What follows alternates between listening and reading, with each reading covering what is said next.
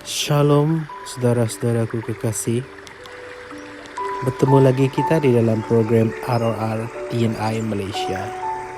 Pada hari ini saya akan membawakan satu lagi tajuk yang dibawakan oleh Pastor Chris Oyakhilome yang bertajuk Kemakmuran oleh Kasih Karunia atau Rahmat. Tetapi haruslah engkau ingat kepada Tuhan Allahmu, sebab dialah yang memberikan kepadamu kekuatan untuk memperoleh kejayaan dengan maksud meneguhkan perjanjian yang diikrarkannya dengan sumpah kepada nenek moyangmu seperti ini. Ulangan 8 ayat 18. Saudaraku kekasih, kemakmuran tidak mempunyai kaitan dengan seberapa banyak kamu berusaha berpuasa dan berdoa. Kemakmuran adalah dari Tuhan. Alkitab mengatakan, batu yang dibuang oleh tukang-tukang bangunan itu telah menjadi batu penjuru. Inilah perbuatan Tuhan. Hal ini menakjubkan di mata kita. Mazmur 118 ayat 22 hingga 23. Tuhanlah yang memakmurkan kamu. Dia bergembira dengan kemakmuranmu. Mazmur 35 ayat 27. Kamu tidak perlu bertanya-tanya sama ada Tuhan mahu kamu menjadi makmur atau tidak. Dia tidak mahu kamu meletakkan kepercayaanmu pada perhitungan manusia, kerana hal tersebut tidak akan membuahkan hasil. Kemungkinan ia akan kelihatan membuahkan hasil untuk suatu jangka masa, tetapi ia tidak akan bertahan lama. Kemakmuran yang sejati dan berkekalan hanya datang melalui rahmat, iaitu karunia kasih. Saudara-saudari, sebuah kisah diceritakan dalam Markus 10, iaitu tentang sikap seorang pemuda yang kaya terhadap kekayaan. Dia mahu tahu apa yang harus dia lakukan untuk mewarisi kehidupan yang kekal. Yesus menyuruhnya untuk mentaati segala perintahnya. Tetapi pemuda itu berkata, "Guru, semua itu telah kuturuti sejak masa mudaku." Markus 10 ayat 20. Alkitab mengatakan bahawa Yesus memandangnya dengan penuh kasih dan berkata kepadanya, "Pergilah jual segala apa yang engkau miliki dan berikanlah itu kepada orang miskin. Kemudian datanglah kemari dan ikutlah aku." Markus 10 ayat 20 hingga 21.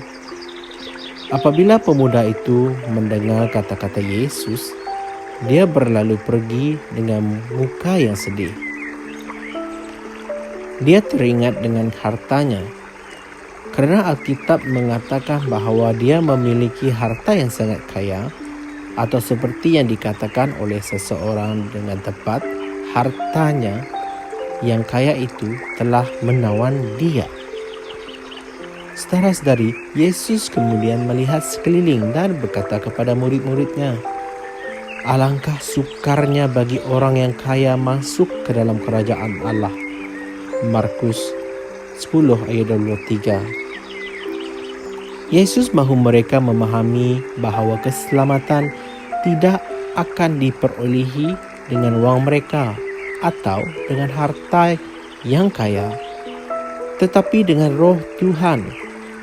Yesus tidak ingin pemuda yang kaya itu meletakkan kepercayaannya pada kekayaannya, tetapi kepada Tuhan yang memberikan kekayaan.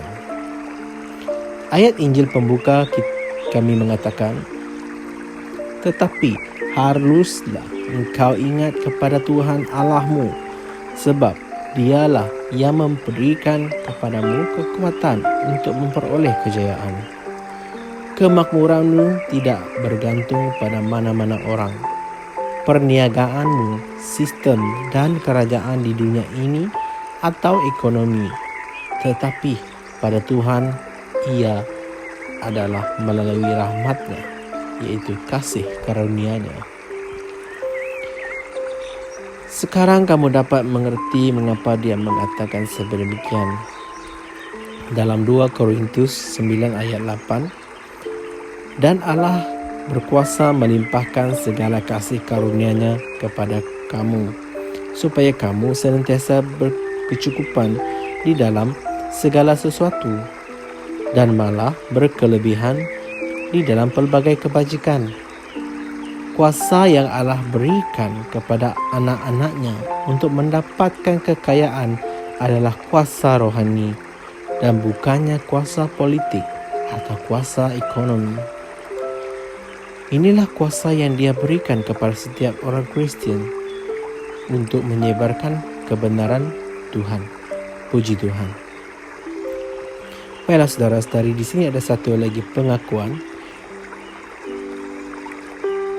Tujuanku dalam hidup adalah untuk membangunkan kebenaran Tuhan di bumi dan di dalam hati manusia di seluruh dunia.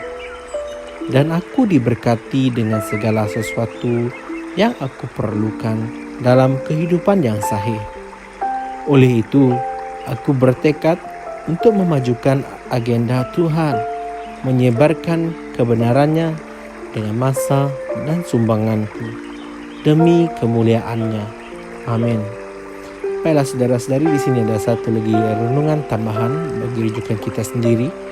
Yang pertama 1 Tawarikh 29 ayat 12. Yang kedua 2 Korintus 9 ayat 8. Dan yang ketiga Mazmur 35 ayat 27. Baiklah saudara-saudari, sampai di sini saja perkongsian kita pada hari ini.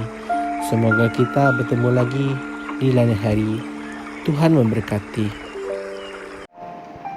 Kami percaya saudara-saudari semua telah diberkati dengan perkongsian firman dari Rhapsody Reality. Bagi sesiapa yang ingin menjadikan Yesus Kristus sebagai Tuhan dalam kehidupanmu, kamu boleh mengucapkan doa ini bersama dengan saya. Ya Tuhan Allah, aku mempercayai Yesus Kristus, Anak Allah yang hidup dengan sepenuh hatiku. Aku percaya Dia telah mati untukku dan Allah telah membangkitkan Dia dari kematian. Aku percaya Dia hidup hari ini. Aku mengaku dengan mulutku bahwa Yesus Kristus adalah Tuhan dalam hidupku mulai dari hari ini. Melalui Dia dan di dalam nama-Nya, aku mempunyai kehidupan yang kekal.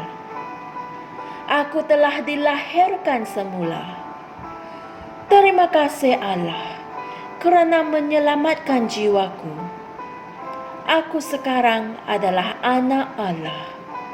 Haleluya. Tahniah, sekarang kamu telah menjadi anak Allah.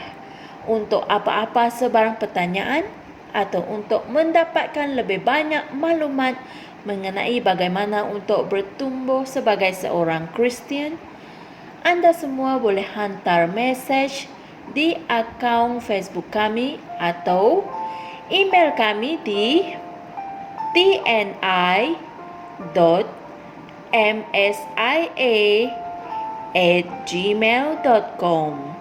Sekali lagi, tni.msia@gmail.com. Tuhan berkati Anda semua.